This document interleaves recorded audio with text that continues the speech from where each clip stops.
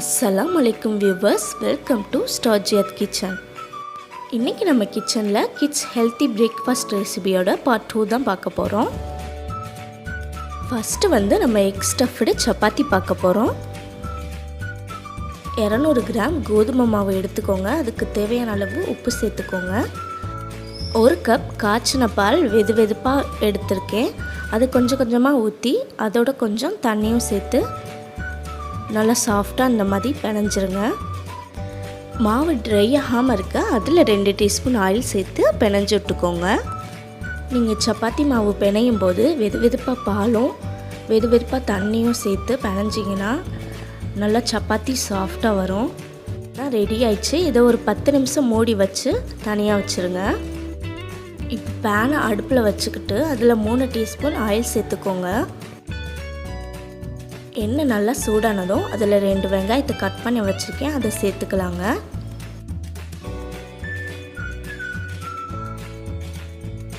ஒரு நிமிஷம் நல்லா வதக்கிடுங்க. இதோட ஒரு தக்காளியை கட் பண்ணி வச்சுருக்கேங்க, அதையும் சேர்த்துக்கலாம். இதையும் கொஞ்ச நேரம் நல்லா வதக்கிடுங்க.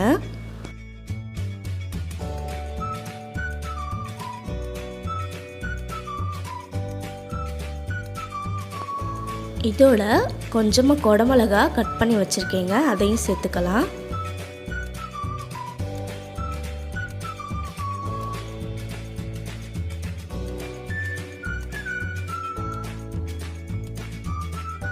கொஞ்ச நேரம் வதக்கி விட்டுட்டு 3 முட்டை எடுத்து வச்சுருக்கேங்க, அதை இதில் உடைச்சி ஊற்றிடலாம்.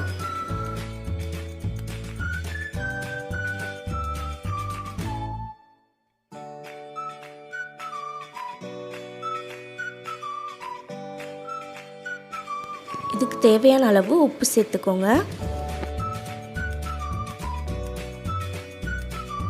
நல்லா கையெடுக்காம கிண்டிக்கிட்டே இருங்க. இதோட 1 டீஸ்பூன் பெப்பர் பவுடர் சேர்த்துக்கலாம்.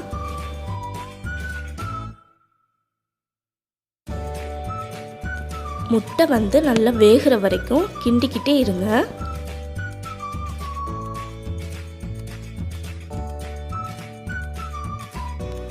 பாருங்க, பேனோட ஒட்டாம நல்லா ரெடி ஆயிடுச்சு.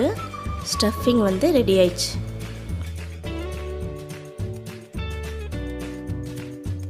இப்போ நம்ம சப்பாத்தி ரெடி பண்ண போகிறோம்.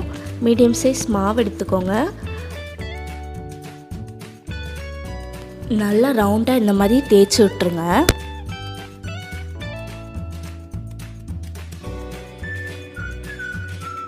இந்த மாதிரி தேய்ச்சதும் நம்ம ரெடி பண்ணி வச்ச ஸ்டஃபிங்கை இதில் வச்சுருங்க. நடுவில் வச்சுட்டு 4 பக்கமும் கவர் பண்ணி விட்டுருங்க. இந்த மாதிரி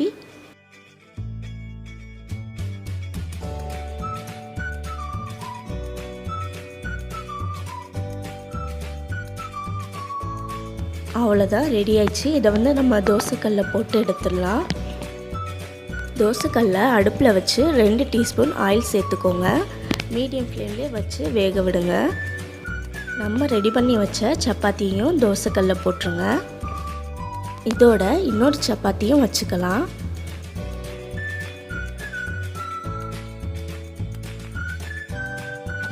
நல்லா திருப்பி திருப்பி போட்டு வேக விடுங்க. மீடியம் ஃப்ளேம்லேயே வச்சு வேக விடுங்க.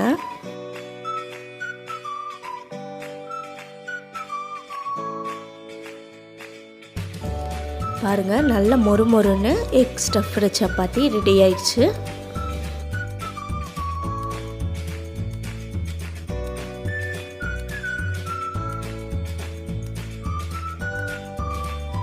அவ்வளோதான், ரெடி ஆயிடுச்சு எக் ஸ்டஃப்டு சப்பாத்தி. இதை சட்னி இல்லைனா குருமாவோட நீங்கள் சர்வ் பண்ணுங்கள். குழந்தைங்க நல்லா விரும்பி சாப்பிடுவாங்க. நான் உங்களுக்கு ஒன்று பிச்சு காட்டுறேன்.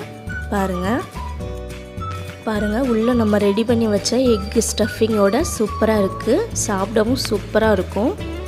கண்டிப்பாக குழந்தைங்களுக்கு செஞ்சு கொடுங்க, விரும்பி சாப்பிடுவாங்க.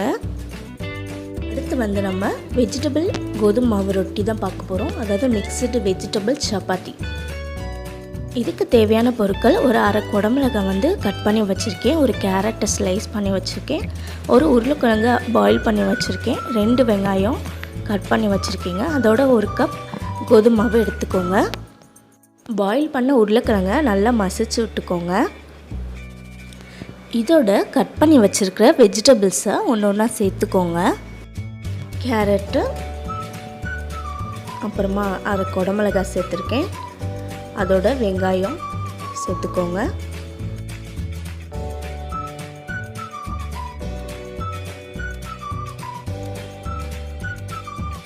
இந்த வெஜிடபிள்ஸோட 1 டீஸ்பூன் மல்லித்தூள் சேர்த்துக்கோங்க, 1 டீஸ்பூன் மிளகாத்தூள் சேர்த்துக்கோங்க, 1/2 டீஸ்பூன் மஞ்சத்தூள், இதுக்கு தேவையான அளவு உப்பு சேர்த்துக்கோங்க.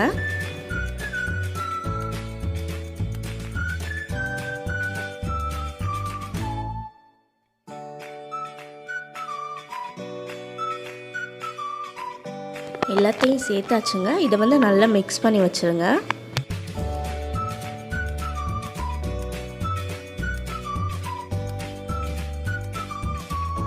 நல்லா மிக்ஸ் பண்ணியாச்சு. இப்போ இதோட 1 கப் கோதுமை மாவு எடுத்து வச்சுருக்கேன், அதையும் சேர்த்துடலாம். ஃபஸ்ட்டு கோதுமை மாவை இதோட நல்லா மிக்ஸ் பண்ணி விட்டுருங்க. அதுக்கப்புறம் தண்ணி ஊற்றி நம்ம பிணையலாம். இப்போ கொஞ்சம் கொஞ்சமாக தண்ணி சேர்த்து சப்பாத்தி மாவு மாதிரி பிணைஞ்சிடலாம்.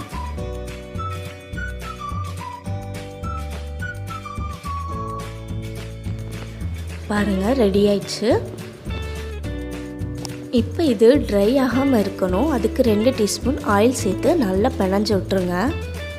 மூடி வச்சு ஒரு 10 நிமிஷம் தனியாக வச்சுருங்க. இப்போ 10 நிமிஷம் ஆச்சு. இதை வந்து லைட்டாக தேய்ச்சி விட்டுக்கோங்க, சப்பாத்தி மாதிரி.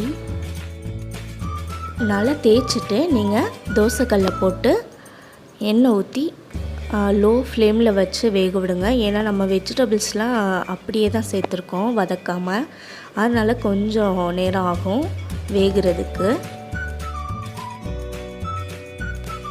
நான் வந்து அப்படியே இதை போட்டு எடுக்கலைங்க, குழந்தைங்களுக்கு கொஞ்சம் டிஃப்ரெண்ட்டாக கொடுக்கலான்னு இதில் 2 விதமான அச்சு வச்சு எடுக்க போகிறேன்.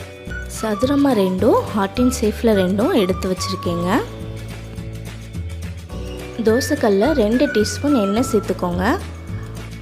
எந்த ஆயில் வேணாலும் சேர்த்துக்கோங்க. இப்போ நம்ம ரெடி பண்ணி வச்ச ரொட்டியை இதில் வச்சு லோ ஃப்ளேமில் வச்சு மெதுவாக சுட்டு எடுத்துருங்க. ஹை ஃப்ளேமில் வச்சிங்கன்னா வேகமாகவே தீஞ்சு போயிடும், உள்ளே வந்து வேகாமல் இருக்கும். அதனால் லோ ஃப்ளேம்லேயே வச்சு வேக விடுங்க. நல்லா திருப்பி போட்டு வேக விட்டுருங்க. அவ்வளோதான், நம்ம வெஜிடபிள் கோதுமை ரொட்டி வந்து ரெடி ஆயிடுச்சு. ரொம்பவே டேஸ்ட்டாக இருக்கும், ரொம்பவே ஹெல்த்தியானதும் கூட. இப்போ வந்து ஹாட் அண்ட் சேஃபில் எடுத்து வச்ச ரொட்டியையும் சுட்டெடுத்துடலாம்.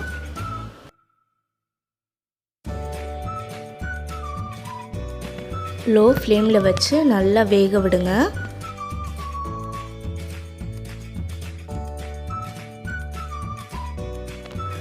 பாருங்கள், ரெடி ஆயிடுச்சு.